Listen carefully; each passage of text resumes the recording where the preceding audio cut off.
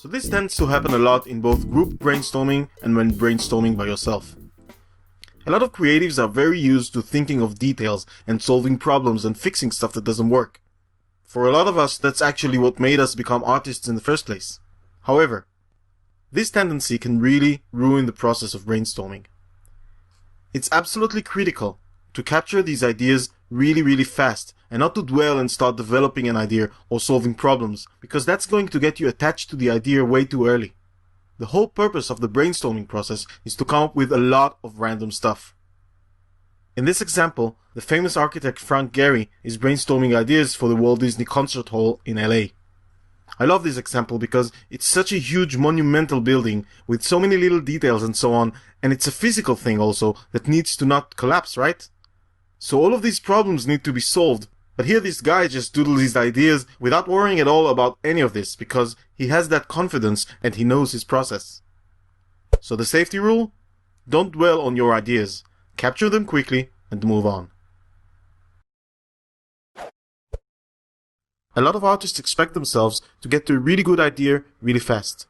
This is something they just seem to expect themselves to be able to do as artists. Add to that a project with a bit of a tight deadline, and here's what happens. An artist is under a lot of pressure, both external and internal, to come up with something good fast.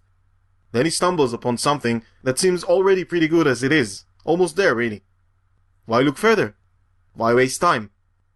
So instead of capturing it quickly and moving on, he dwells on it a little, trying to see if this could be the one, right? And the more he dwells on it, the more it seems like it's the only idea worth considering. Ever had this feeling that there can't possibly be a better idea? Of course, this sudden passion for this particular first idea is just a psychological result of having dwelled on it, plus the strong need to succeed quickly that we just talked about. If you go ahead with that first idea, you're really asking for trouble.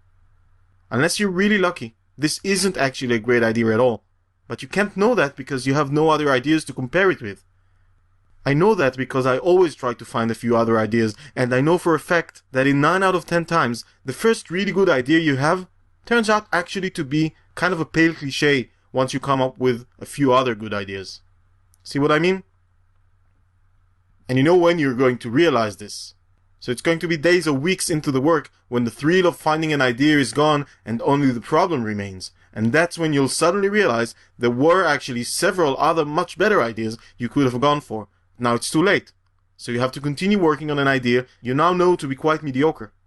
So you don't really feel like investing in it, right? You just do it to get it over with. Ever been in that situation?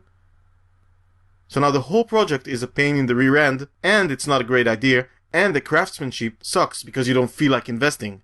And because you haven't shown your clients any alternative options because you didn't have them, you don't have them on board for that choice really. So they might just decide that you're not such a good professional. And all that because you rushed into it and didn't feel like spending another 30 minutes or so trying out some different options. Here's one example out of many. This is from a character design for a commercial I once did. So after a few quick sketches, I suddenly came up with the one on the top right. I was really happy with it. Seriously, I really liked it. Also because I kind of dwelled on it, as you can see, mistake number 1, right? So it was actually a bit of a mental struggle to not go ahead with that one. Nevertheless, I already knew about the first ID trap, so I really made myself try a few more things, as you can see below, and I ended up with the final design on the top left. Now I don't know what you think of these designs, but for me, the final design is so much more appealing and so much more satisfying, so much more unique. The first kid is really a horrible cliché, obviously heavily influenced by Harry Potter, which by the way I was actually listening to at the time. And it doesn't have any real personality to it at all. I think it's pretty awful.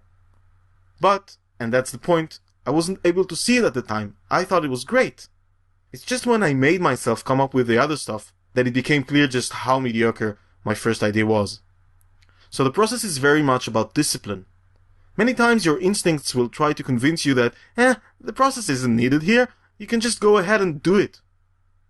But when you understand the process, when you come to trust and respect it, you can fight that impulse and do the right thing. So the safety rule? Never go for your first good idea unless it's better than the ones that came after it. For a lot of creatives, searching for ideas starts with Google. For example, say you need to design a toy store for an animated film. No problem, fire up Google image search, type toy store, and you get all the raw materials that you'll ever need. I'm not saying this is wrong necessarily, but I don't think that would give you the most unique results. Anybody can Google Toys R Us and get some facts, but when you start with digging inside, you get to put something of you in there. And that's not just more original, it's more interesting for you as an artist too. When I had the task of designing a toy store, I started coming up with thoughts and ideas. So I asked myself, how did it feel as a kid to be in a toy store? And then one of the answers was, it's like being in Aladdin's cave. So I captured that as a thought. And then when later on I did Google toy store, the images fused into this idea and the result was this capture, which is a very quick representation of an artificial Aladdin cave where instead of gold you have glittering pastel-colored plastic wrappers. The point is, I wouldn't have thought of this idea if the first thing I had done was to Google the thing. You see, it's not a coincidence that I've called the concept persona the dreamer and not the searcher or something like that. And it's not by chance that I've been talking about Google Images as a way of breaking patterns and not as the main source of ideas. Because for most of us, our unique inner voice is soft and distant. It's very easy to overshadow it by bombarding yourself with details and external information too early in the process. So the safety rule? Start your search for ideas inside, not outside. In a company I worked for, the character design team worked on a female character who was actually quite secondary in the story. They decided to try all sorts of hairstyles, and ended up designing maybe 20 different styles of hair for that character. There was a whole wall covered with nothing but this character with all sorts of different hairstyles. The result was that they got confused like you wouldn't believe. It was surreal. They debated and argued about this thing for weeks, and actually delayed the whole production because they just couldn't decide. So after a few weeks, having lost all chance of objectivity, they finally made a choice, and it was a really horrible choice that was changed later on, luckily. I've experienced that same thing a few times on my own projects, and I had learned to fear this kind of excessive dreaming. See, the problem is that when you start coming up with more and more options, especially if it's for a relatively minor thing, two things happen. One, you get confused because too many options seem really good. And two, you kind of feel you need to justify all the time you've invested in it, right? So suddenly it becomes really important that one of these ideas would be absolutely awesome. But by now you've pretty much lost your objectivity and you find it kind of hard to figure it out, and none of them look really great anyway, so maybe try another one? And of course that would make matters worse. So it's a deadlock. How do you avoid it? Here's the safety rule. Don't build too many concepts. 3 or 4 good options is quite enough. As we've seen, if all goes well, you'll almost always end up with a few really good concepts. Now it can be difficult to choose between really good ideas, because you have to not use some really good stuff, right?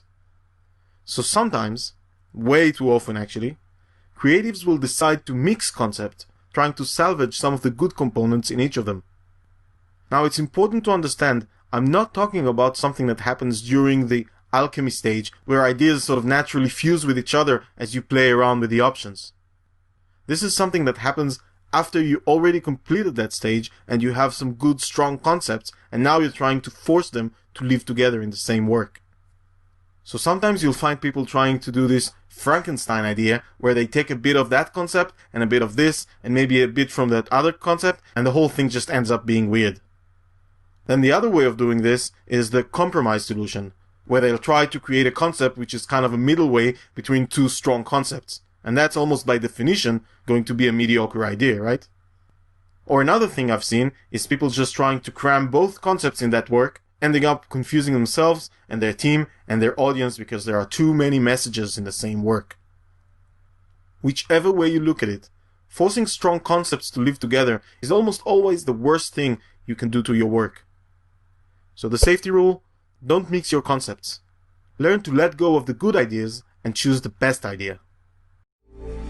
Thanks for watching. I hope you enjoyed the video. If you did, like it and subscribe to the channel so that you don't miss out on future videos. And I'll see you next time.